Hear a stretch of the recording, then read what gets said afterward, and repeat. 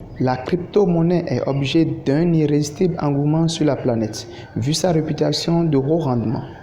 Toutefois, elle regorge d'assez de conséquences et c'est pour éclairer la population que l'Académie nationale des sciences, arts et lettres du Bénin en Salbe a organisé ce jeudi 19 octobre 2023 une grande conférence dans la salle bleue du Palais des Congrès. Au cours de cette conférence, les professeurs d'université et des académiciens ont procédé à l'ouverture par la plus noble des manières. Dans son allocution, le professeur Massim Dacruz a souligné le mérite de cette académie qui a accepté mettre la lumière sur la question de monnaie en Afrique. Cette conférence doit être perçue comme la contribution de l'Académie à la diffusion des connaissances utiles au bien-être et à l'épanouissement du peuple béninois.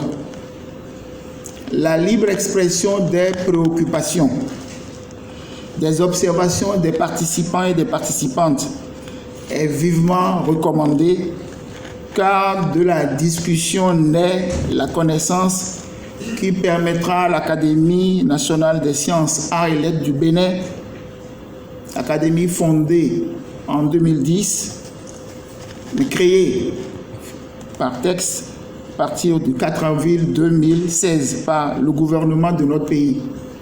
Le vice-président du Conseil économique et social martèle que la monnaie virtuelle n'est homologuée par aucune loi, mais son acceptation dans le monde est du fait qu'elle répond aux questions de la demande et de l'offre.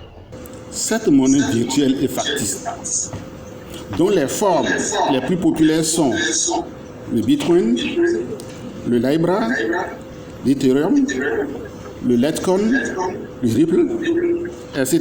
se décrit comme un réseau de paiement novateur et une nouvelle forme d'argent.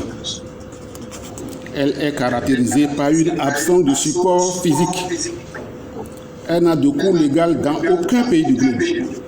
Par la suite, il démontre qu'à cause de sa volatilité, elle regorge d'assez de conséquences.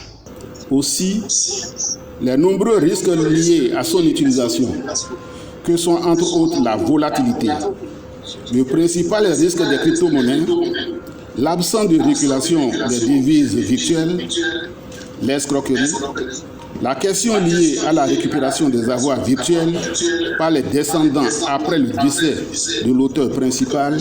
Le secrétaire perpétuel de l'Académie nationale des sciences, arts et lettres du Bénin en Salbe, Michel Bocor, a précisé aussi que l'objectif de cette conférence est de faire connaître aux populations les fondamentaux de la monnaie et de la crypto-monnaie en Afrique.